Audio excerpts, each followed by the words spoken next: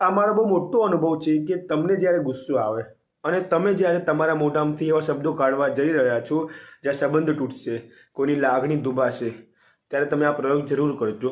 જેમ કે અત્યારે આઈ એમ ચ્યુઇંગ સમથિંગ, અને ચ્યુઇંગ મતલબ ચિંગમ ચાવું છું. જ્યારે મને પણ ગુસ્સો આવે, જ્યારે હું મારા ગુસ્સાને કંટ્રોલ કરવા માંગુ, મારા શબ્દોને અટકાવવા માંગુ, ત્યારે મારે ફરજિયાત મારા મોઢામાં ચિંગમ મૂકવી પડે. સેલ્ફ કંટ્રોલ તો છે જ, પરંતુ આ વસ્તુ તમને સેલ્ફ કંટ્રોલમાં હજુ મદદ કરશે. ગળી ના જતા ચિંગમ, નકર ફાફા મળી જશો. હા, તો તમને કહી દઉં પાછા, હવે સેલ્ફ કંટ્રોલ પૂરું જ કરવું છે તો ભાઈ ગળી એવું નહીં જવાનું, ચાવવાની. જેટલું મનમાં ઉતરે એટલું ઉતારવાનું, પછી ચિંગમ ચાવવા માંડવાની. અને બને ત્યાં સુધી એવી કઈ પરિસ્થિતિ હોય, જો ઘરમાં ઝઘડો થયો તો બેસ્ટમાં બેસ્ટ એક્ઝામ્પલ ઘરની બહાર જતા રહો, જેથી ઝઘડાનું જે પ્રમાણ છે, જે પર્સન્ટેજ છે એ લો થતો જાય. અને બહારના વર્લ્ડમાંથી હોય ઝઘડો તો ત્યાં બને એટલું ઇગ્નોર કરો.